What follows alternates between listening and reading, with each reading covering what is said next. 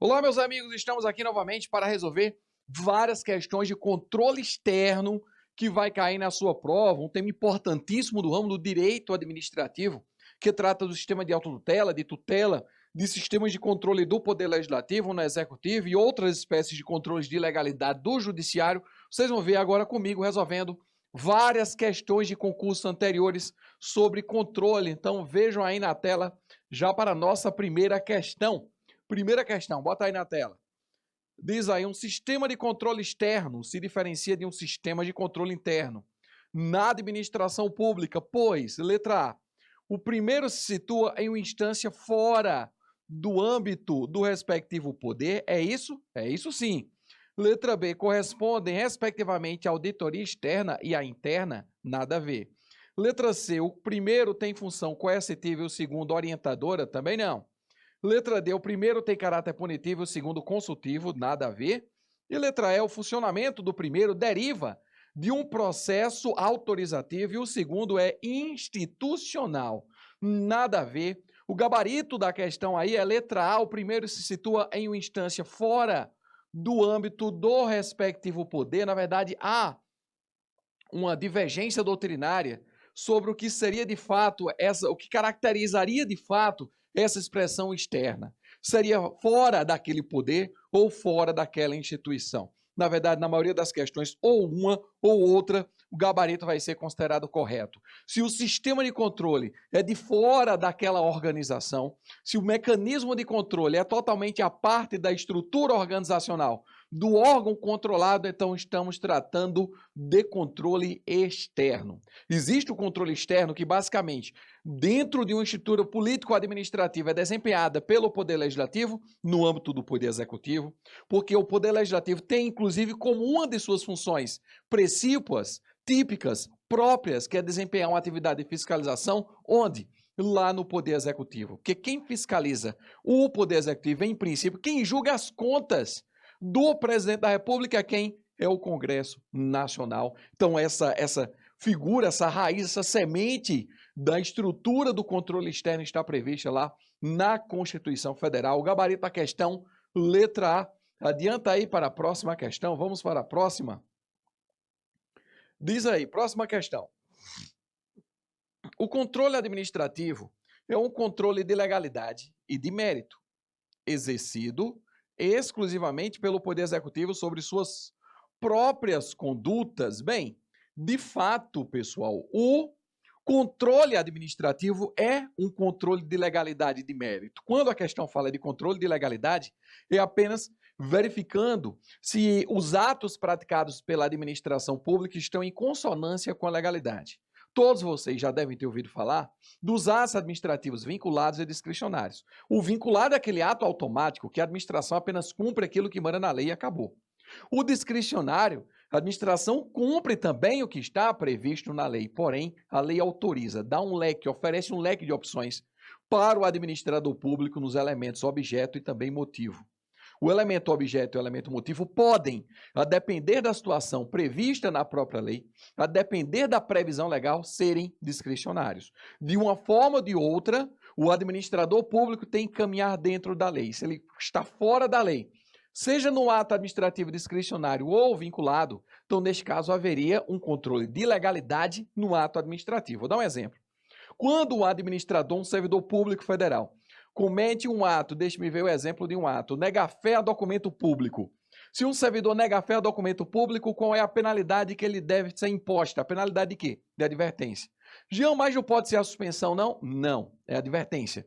Medida que deve ser imposta, advertência. Ato é o quê? Vinculado. Não existe discricionariedade nenhuma.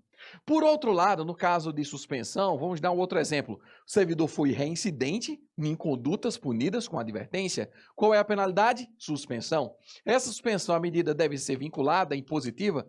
Vejam que a suspensão, lembrem que a suspensão ela vai de até 90 dias.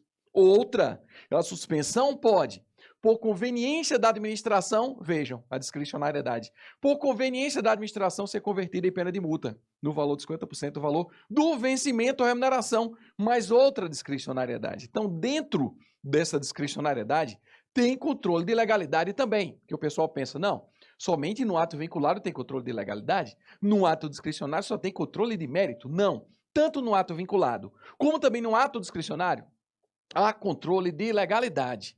Agora, dessa legalidade dentro de um ato discricionário tem um leque de opções que, claro, o administrador tem que estar dentro dessa bacia da legalidade.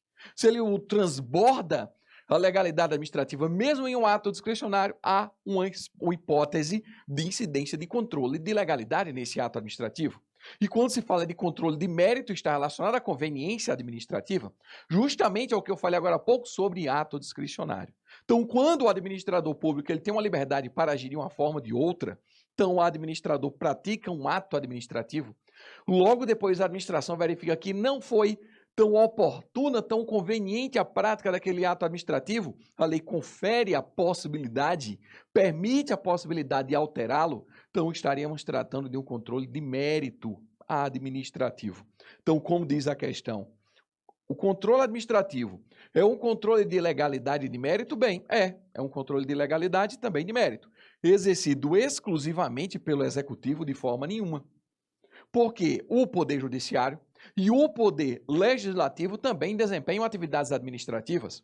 São atividades impróprias, atípicas, que eu sei, porém desenvolvem atividades administrativas internas, tanto o Legislativo como também o Judiciário, e dentro dessa atividade administrativa interna, existe o controle interno da sua atividade administrativa, tanto do Poder Judiciário como também do Poder Legislativo. Portanto, não se restringe apenas ao Poder Executivo o controle administrativo, tanto de legalidade como também de mérito. Questão, portanto, falsa. Adianta. Próxima questão, abra aí na tela inteira para ficar melhor a visualização. Vamos lá, questão Tribunal de Contas Rio Grande do Norte, CESP, diz aí.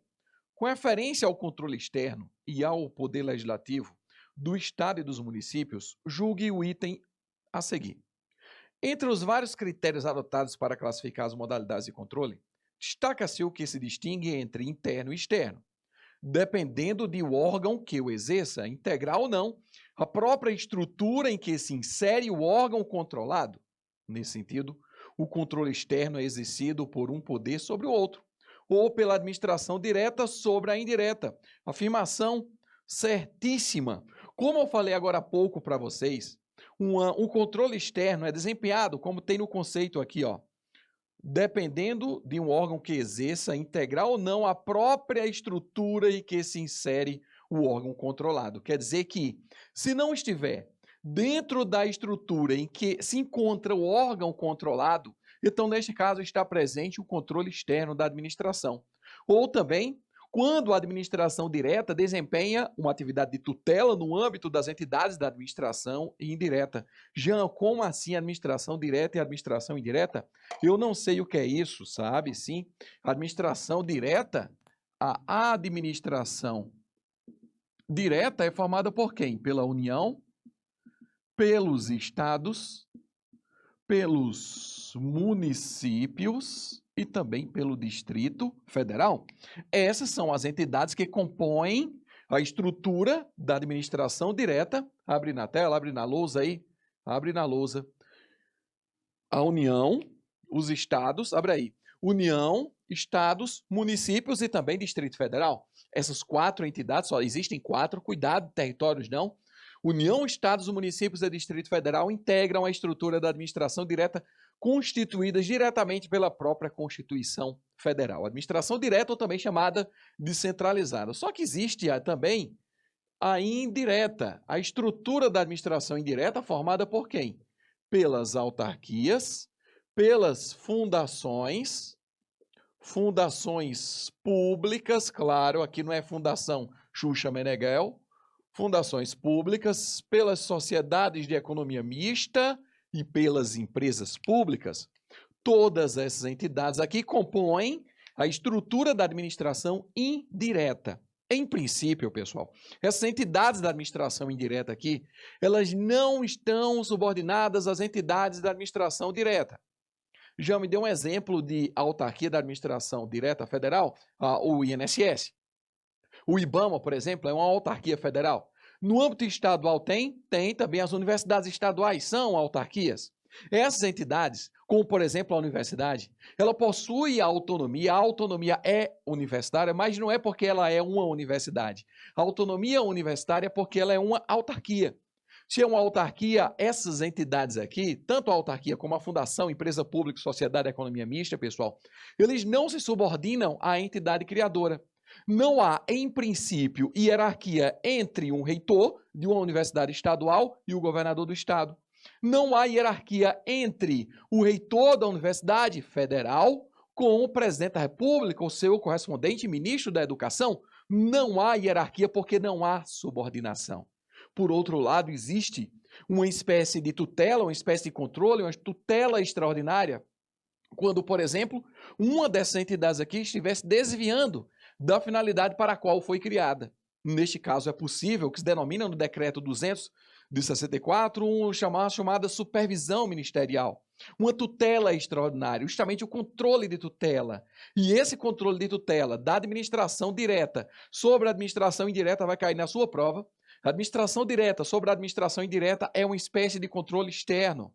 Então, quando o ministério exerce algum tipo de controle na universidade, porque o reitor permitiu, autorizou, legalizou a maconha dentro da universidade, a universidade está se desviando da finalidade para a qual ela foi criada. Portanto, é possível uma tutela extraordinária, uma supervisão ministerial da administração direta sobre essa universidade. É o que se denomina de tutela, controle externo, que vai cair na sua prova. Portanto, questão verdadeira. Vamos para a próxima questão.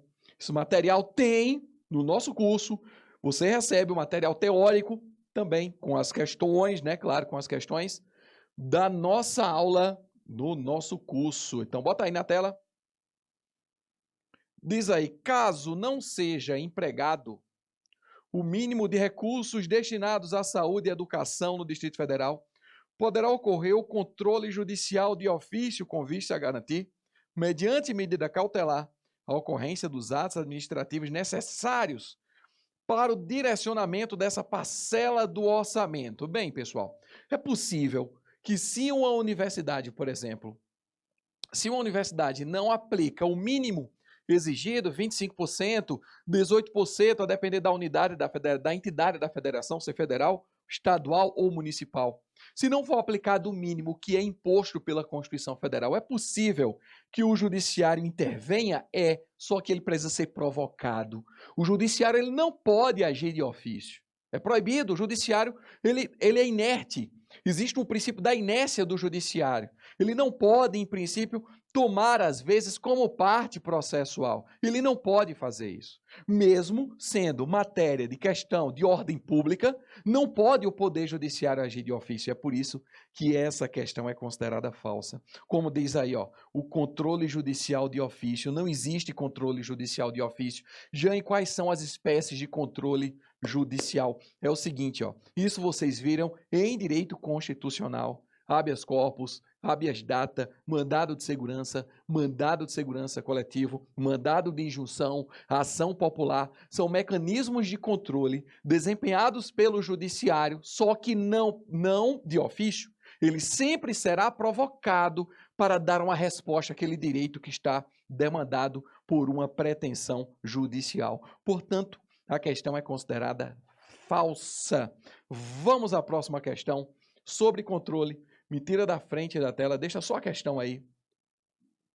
Questão diz o seguinte, ó, constitui exteriorização do princípio da autotutela, a súmula do Supremo, que anuncia que a administração pode anular seus próprios atos quando derivados de vícios que os tornem ilegais, porque deles não se originam direitos, ou revogá-los por motivo de conveniência e oportunidade, respeitados os direitos adquiridos e ressalvado em todos os casos a apreciação judicial, porque o judiciário pode sim desempenhar alguma espécie de controle, de tutela sobre os atos praticados pela administração pública, e isso faz parte, pessoal, existe isso em súmula, inclusive, tanto isso faz parte do princípio da autotutela administrativa. E o que é essa autotutela administrativa? Apagando aqui no quadro.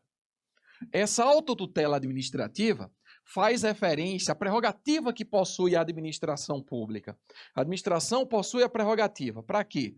Tanto anular quanto também revogar os seus próprios atos. E isso já é sumulado pelo Supremo Tribunal Federal. Tanto anulação quanto revogação. E qual é a diferença entre anulação e revogação? Que anulação está ligada à ideia de ilegalidade. Se um ato é ilegal, ele deve ser anulado. Revogação já está ligada à ideia de quê? De conveniência ou oportunidade.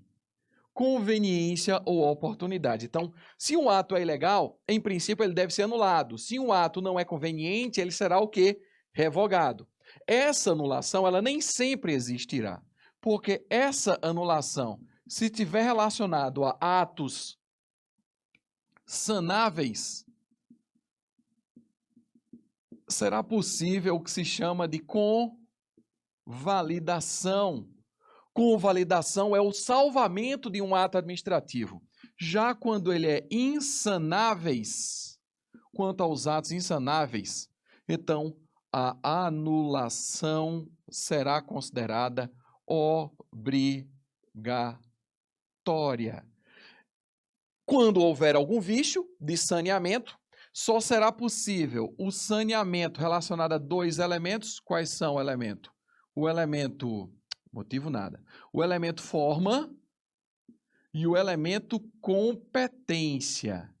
Quando for uma competência em razão do sujeito, quando for uma competência delegável, será possível o saneamento do ato administrativo pelo Instituto da Convalidação. Agora, quando o ato for insanável, não, a anulação será obrigatória, a anulação do ato administrativo. Os efeitos da anulação, pessoal, quais são os efeitos da anulação? Os efeitos são ex tunc, ou seja, efeitos retroativos. O ato administrativo nem sequer deveria ter existido. Já os efeitos da revogação são ex nunc. Ex nunc é o ato administrativo que deixou de existir, mas ele permaneceu produzindo efeitos até a data da sua existência. Ex nunc. Eu vou dar um exemplo, vejam só. Digamos que uma placa, seja colocada uma placa de trânsito, colocar uma viazinha pública aqui. Digamos que uma placa de trânsito proibindo estacionar aqui, ó, seja colocada numa rua e você venha e estacione. Se você estaciona em um local que é proibido estacionar, você deve sofrer uma penalidade. Um agente de trânsito verifica essa infração e lavra o auto de infração. Lavrado o auto de infração, será dado início a um processo administrativo. Digamos que no dia seguinte, a aplicação dessa lavratura do auto de infração, no dia seguinte, a autoridade administrativa, uma autoridade de trânsito chegue lá e diga, olha, vamos tirar essa placa, não é mais conveniente proibir o estacionamento aqui. Aí eu pergunto, essa multa ainda deverá ser aplicada ou não? Claro que sim, porque houve que, por questão de conveniência, aquela placa não era mais oportuna naquele local. Então, a autoridade administrativa tem competência, tem prerrogativa, tem poder para determinar a sua retirada. Agora, todas as multas aplicadas até o momento da sua existência serão mantidas. Inclusive, já com a placa retirada, o infrator receberá a multa em sua casa e não poderá recorrer. Bem, ele pode até recorrer, alegando que retiraram a placa, mas a administração pública será obrigada a aplicar a penalidade com base em uma infração cometida à época em que existia uma placa naquele local. Em virtude de quê? Dos efeitos ex nunc da revogação de um ato administrativo naquele local. Por outro lado, se uma placa de trânsito for colocada dessa forma, tem algum erro essa placa, não tem? Colocar aqui de outra cor. Se uma placa de trânsito for colocada dessa forma aqui, ó, dessa forma, tem algum erro? Tem. Tá errado o lado do tá errado. Tá 3, proibido 3, nada disso. Então, neste caso, se alguém estaciona nesse local, a autoridade administrativa aplicando a multa e depois detectada a ilegalidade na forma desse ato administrativo, então, a administração pública deverá anular todas as multas aplicadas com base nessa placa aqui, porque elas apresentam vício. Vício quanto ao quê? Quanto à forma, que neste caso sequer caberá convalidação. O vício aí é insanável. Quando eu coloco forma e competência quanto aos vícios sanáveis, não significa dizer que todo vício quanto à forma caberá a convalidação. Apenas quando a forma não for considerada uma forma rígida e essencial à regularidade do ato administrativo. Neste caso aqui, é plenamente essencial e restritivo de direitos. Então, neste caso, a forma tem que ser perfeita, de acordo com o que prevê a lei. Se houver qualquer irregularidade, ninguém vai poder sofrer qualquer sanção com base em um modelo que desrespeita a forma estabelecida na própria lei. Portanto, o ato administrativo é ilegal, devendo ser anulado, e os efeitos da anulação feitos ex tunc nunca poderia ter existido aquele ato administrativo. Só mais um detalhe, pessoal, que essa convalidação, ela poderá acontecer tanto por provocação da administração, ela corrigindo um erro naquele ato administrativo, como do próprio particular. Como tem lá na lei 9784 e 99, a lei de processo administrativo, em que uma pessoa recebendo uma intimação com algum vício de forma, por exemplo, basta ter um erro no seu endereço, por exemplo, que aquele ato administrativo já está irregular. A partir do momento em que o particular comparece a alguma audiência administrativa com a notificação com vício de forma, o particular convalida aquele ato administrativo. Então, convalidação, pessoal, não é um instituto apenas próprio da administração. O particular também pode colaborar para a convalidação do ato administrativo. Isso aqui que eu falei para vocês nada mais é do que o reflexo do princípio da autotutela administrativa. E essa autotutela, ela é materializada tanto na prerrogativa da administração anular, quanto também revogar os seus próprios atos administrativos. Então, bota aí na tela a questão. Vamos para a próxima questão agora. Diz aí, o abuso de poder é conduta comissiva.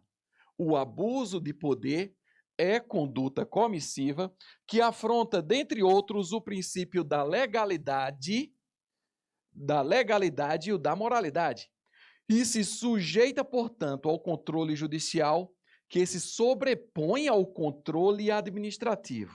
Novamente, o abuso de poder é conduta comissiva, ou seja, de fazer, não é omissiva, que afronta, dentre outros, o princípio da legalidade e o da moralidade, e se sujeita, portanto, ao controle judicial, que se sobrepõe ao controle administrativo. Controle judicial, pessoal, não se sobrepõe ao controle administrativo. Não há uma sobreposição hierárquica de um controle sobre outro. Mas explicando melhor já o que é abuso de poder. Abuso de poder é a mesma coisa que abuso de autoridade? Não, não é.